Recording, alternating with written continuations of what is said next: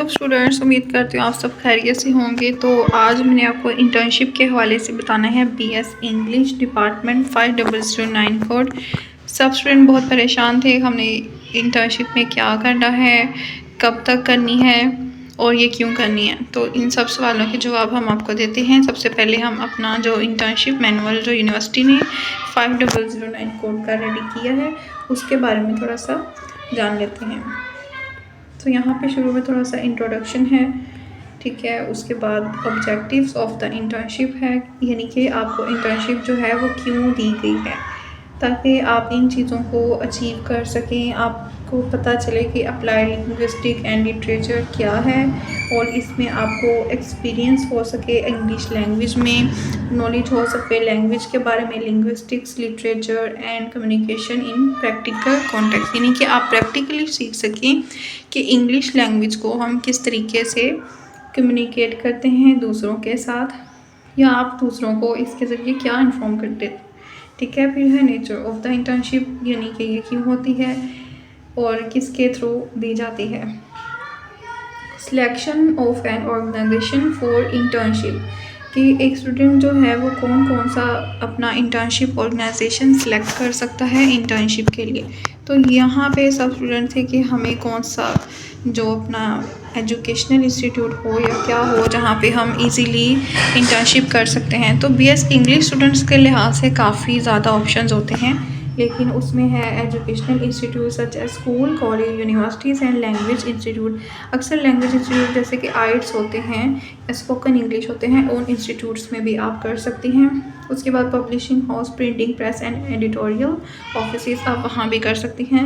Newspaper, magazines, radio stations, television channels and digital media platforms.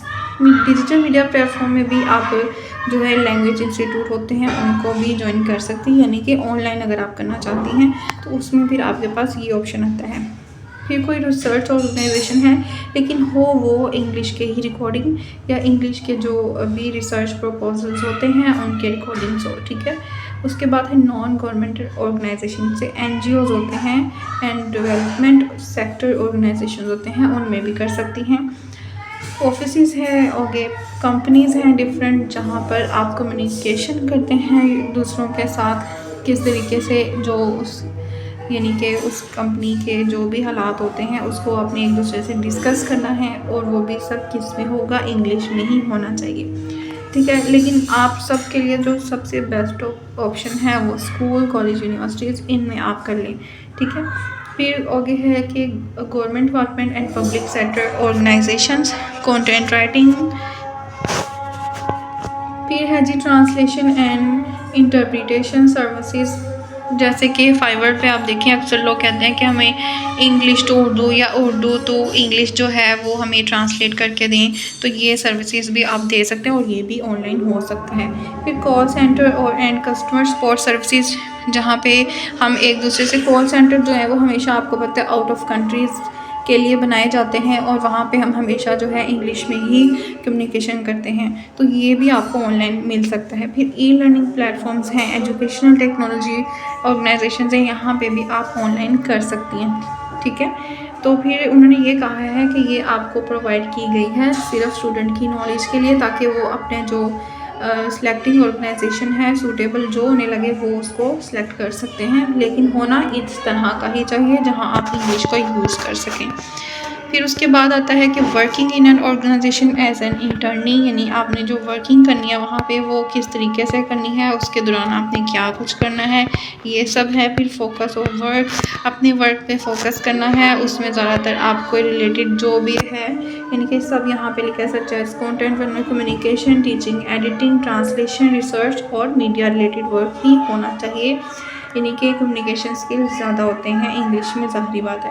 अच्छा, pre internship readings जो हैं बच्चे पूछ रहे थे कि इसका क्या मकसद है।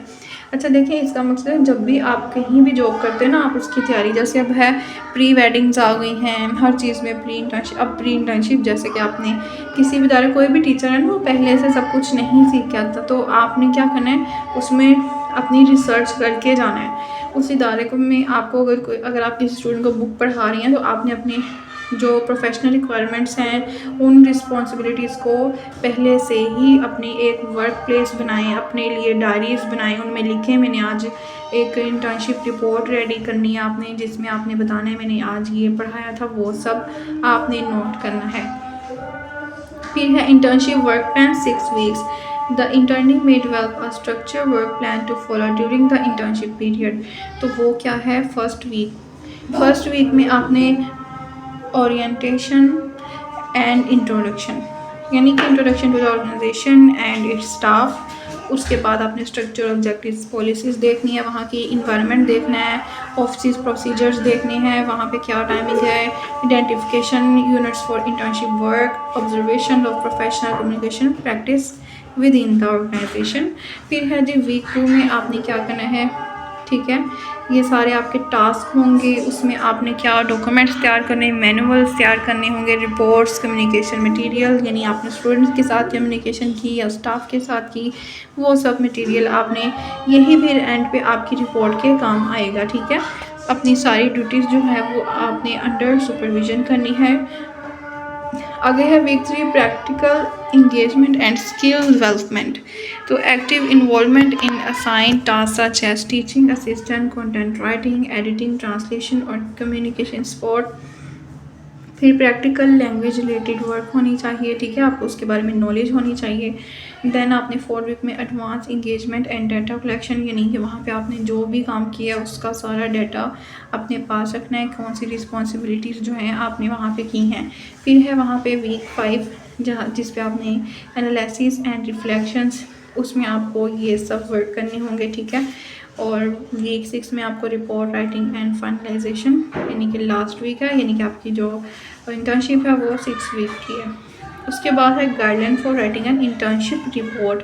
अच्छा, इंटर्नशिप रिपोर्ट जो आपने रेडी करनी है ना, ये ज़रूरी होती है, क्योंकि उसमें आपको बताना होता है कि मैंने जो है इसमें क्या वर्क किया था, मैंने आपको जहाँ उन्होंने बताए हैं वीक वाइज वर्क, वो सब चीज़ें आपकी होती हैं, ठीक है। उसके पास इसके हम बात करते हैं इसका फॉर्मेट क्या होना चाहिए, कि आपने वर्ड पे रेडी करनी है अपनी सारी report. Page size A4 size हो, Times New Roman, font size, spacing कितनी होनी चाहिए, और लेफ़्ट और राइट जस्टिफाइड कितना होना चाहिए, यानी कि अलाइनमेंट होती हैं ये, जैसे कि अब यहाँ पेज पे यहाँ स्पेस है, इस अलाइनमेंट, ठीक है। ओके, पैराग्राफ्स हैं, हेडिंग है, सब हेडिंग्स हैं, वो आपने देनी है। उसमें रोमन न्यूमेरिकल्स जो हैं आपने इस तरीके से यूज़ करने हैं पेजेस पे। फिर starting from chapter 1 word count जो है आपके पास तकरीबन 2700 से 3000 वर्ड्स होने चाहिए। स्पेलिंग ग्रामर जो है वो आपकी बिल्कुल अच्छी होनी चाहिए, आपने उसमें स्पेलिंग और grammar tools of MS word use कर सकते हैं।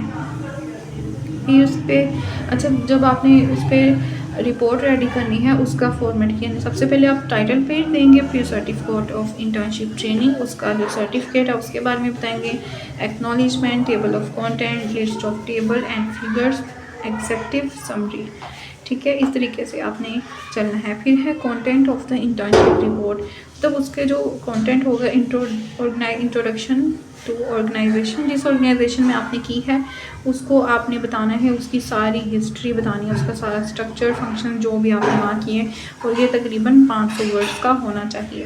फिर है मेजर सर्विसेज, प्रोडक्ट, सेक्शंस, यानी जो भी आपने वहाँ पे प्रोवाइड किया है, टारगेट किए हैं, वो भी 500 वर्ड। फिर task perform during the internship, जो भी टास्क थे वो आपने यहाँ लिखने हैं। ये है वीक 1 2 3 4 5 6, इस तरीके से इनके सारे वीक्स 1 2 3 इन सबको आपने मिनिमम 500 वर्ड्स में लिखना है। फिर स्किल्स जो भी आपने लिए हैं, स्ट्रेंथ, सब कुछ वहाँ पे लिखना है। तो अब हमारा लास्ट पर है ये इंटर्नशिप रिक्वेस्ट फॉर्म।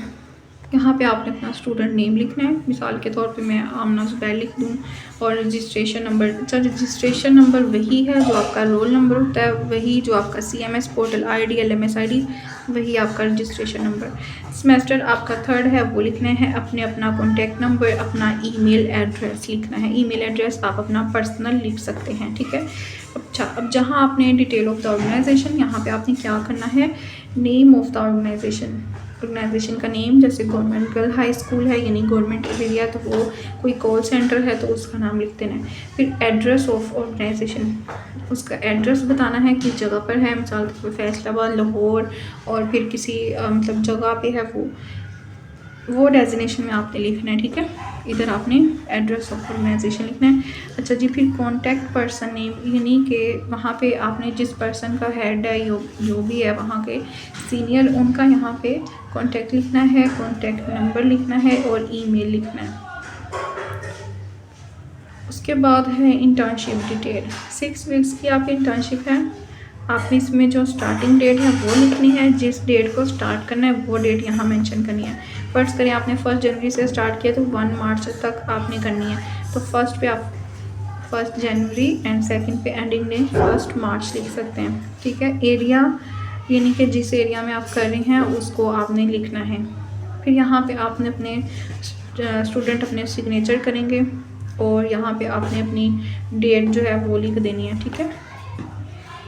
ओके, तो ये थी आज की वीडियो जो कि बहुत लंबी होगी। उम्मीद करती हूँ आपको समझ आ गई होगी। अगर फिर भी किसी का कोई सवाल है तो मैं अपना नंबर जो है डिस्क्रिप्शन में दे दूँगी। तो अगर आपने रिपोर्ट्स रेडी करवानी हो या कुछ भी आपको इन्फॉर्मेशन चाहिए हो तो आप मुझसे कांटेक्ट कर सकते हैं। तो आज के लिए इतना ही। वीडियो अच्छी लगी हो तो बाकी स्टूडेंट्स को भी शेयर करें ताकि उनको भी इन्फॉर्मेशन मिल सके। आज के लिए इतना ही, तो चलती हूँ। अल्लाह हाफिज़।